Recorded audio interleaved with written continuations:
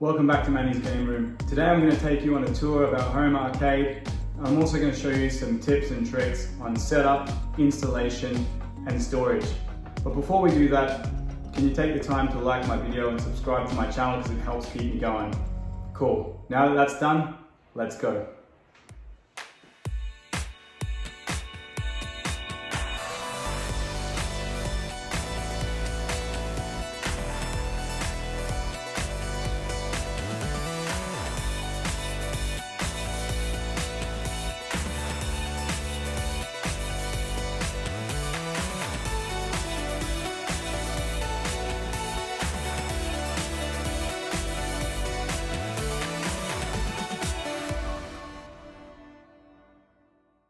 I built this home arcade with a few things in mind. Number one, everything had to be accessible and plugged in. I didn't want to have to put things away and pull things in and out every time we wanted to play a certain game.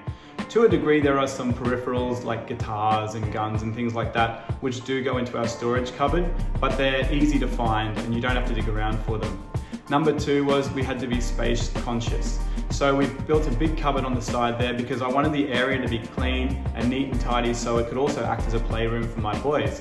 When they're down here, it's always fun to have them pull out their favorite toys that aren't in their rooms and have a whole heap of space to play. Number three, it had to look neat and tidy. I'm a bit of an avid collector of sports memorabilia and collectibles which I've bought and sold, but I didn't want to have them all out on display. So just picking a few things to have out on display is more effective, I feel, than stuffing a whole room full and filling negative space. That being said, let's go to pinball and arcades.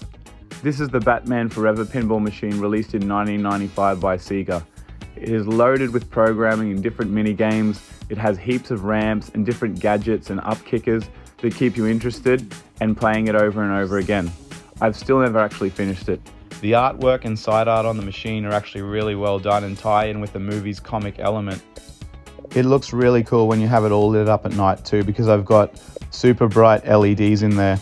It also has a 4-ball multi-ball function, a bat cannon to fire the ball out at targets, and mini games you can play on the screen using the flippers. Its replay value is through the roof. This is my custom built 2-player stand-up arcade. It's got a Pandora's box in it with over 5,000 games. It runs almost every game I've ever played when I was younger. What I really like about it is while you're playing your game, you can actually stop at any time and pause your game. You can also save your game and load it up at any time later on down the track. The menus are easy to cycle through and the games are broken down into categories as well. So if I go in and load up a game, you can see it launches fairly quickly and then I'm straight into it. It's a great space saver because all my favorite games are in one location rather than having a whole heap of arcades around the room. If you are going to run an arcade like this, I highly recommend bypassing internal speakers and running an AV cable into your own external speaker. This one comes straight out of the Pandora's box audio jack and into my external speaker because different games were programmed to run at different volumes and you don't want to have to keep opening up the machine every time you play a game, so I can just adjust the volume anytime I want. It's really handy and I highly recommend doing it. Here are my two 1-up arcade cabinets. I haven't modded them. I love having just dedicated arcade machines because it makes my home arcade feel like the real deal. They're a little bit smaller and scaled down, but they play great. And I've actually reviewed the NBA Jam machine on another video, so check that one out if you're looking into these. These arcade 1-up stools are also the perfect height for adults and kids.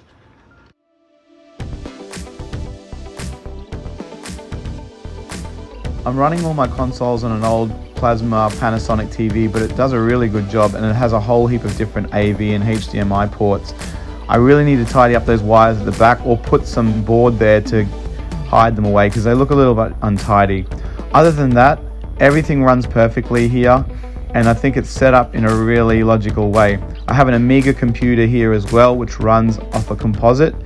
And I've got these studio speakers here because my best friend and I often do some recording and music recording as a bit of a side hustle, and that's going really well too. Earlier in the video I talked about things being functional here, and I wanted to make sure we have everything that's plugged in and ready to go, because I don't want to be going behind the TV and unplugging stuff and plugging stuff in and making a whole mess. Most TVs will give you about 3 composite, the red, white and the yellow wires. So that only really gives you room to plug in 3 systems and a couple of HDMIs. But this box here, this one helps you actually turn 1 channel into 4. So it's a really good way of saving space when you're plugging in consoles. So for instance, channel 1 here would be my Super Nintendo. I flick to channel 2, and that's going to be our 64. And then 3, we've got here the Mega Drive, and then 4, we've got the Amiga. Again, here's another example. So I've got a different type of switcher here. It's called an AV switcher. You can get them on eBay for like $10. So if I change channels on my TV to AV, I think it's 3. All right, that's my Sega Dreamcast. And I'll just bring up a quick picture of the AV switcher I bought just so you can see. So there's my Sega Dreamcast. And then if I flick the switch to the left, I've got my PlayStation 2. And then if I flick it back all the way to the right, hold on, very left, sorry, the other way, then I've got my original Xbox. So again, it's just a flick of a hand, it's really easy, everything's tucked away, and all you need to do is grab a controller out of the cupboard, which I'll show you how to do later on. My favourite console of all time, without question, is the original Nintendo. When I do retro game, the Nintendo games are usually the ones I play for the longest. The problem is it's over 30 years old now, and it's just not reliable anymore. So what I've done is I've retired my games. I have them on display because I still love to look at them. I've got all the rest tucked away as well. They're there for me if I ever want to play them. But I've found a different way of playing my games and having them on hand and more accessible as well. So these little mini consoles here, they're about the size of my hand, as you can see. They came originally with about 40 games, but I was able to mod them. And you can see they come with menus and you can load up the games easily. Once I'm playing a game, I press the reset button, and then it gives you the option of saving your game, which is great because if you are playing a game and you go away, on an original Nintendo, you had to either leave it on or just turn it off and start again. So I can save my game and just launch into a new one. The mini Super Nintendo is great as well. So I've modded them so they've got about 400 or 500 games each. Here I am playing Super Mario Kart, and the modding is actually really easy to do. You can follow some tutorials online and put all your favorite games on there. And so here we are with Punch-Out. Here I am having a go at Gabby J. The hardest system to set up was the Sega Master System 2 because you have to tune into the TV really precisely. And the Atari takes the aerial port as well. So I was able to share the one aerial port with this switcher that came with the Master System. I actually really love coming up with storage and display solutions for my home arcade.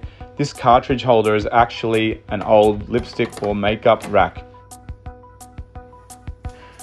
In this glass cabinet here, I've got my Nintendo games. I still love to plug in and play my Sega Mega Drive games, my big box games for my Amiga 500, and some Atari and Master System games there as well.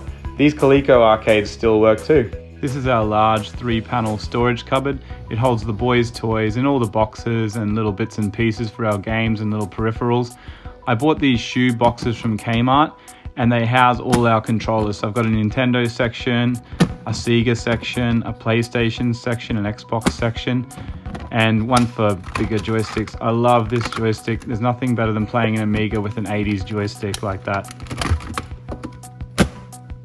This functional seating booth is awesome because it stows away easy and it holds all our bigger game peripherals. We love our driving games like Gran Turismo, Mario Kart and Ridge Racer, and it's easy to just pull them out and play them and stow them away again.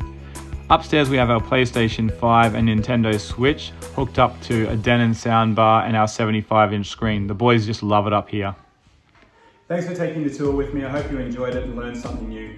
If I went over things too quick, or you saw something in the background that I didn't cover, let me know in the comments section below and I'll get back to you as soon as possible.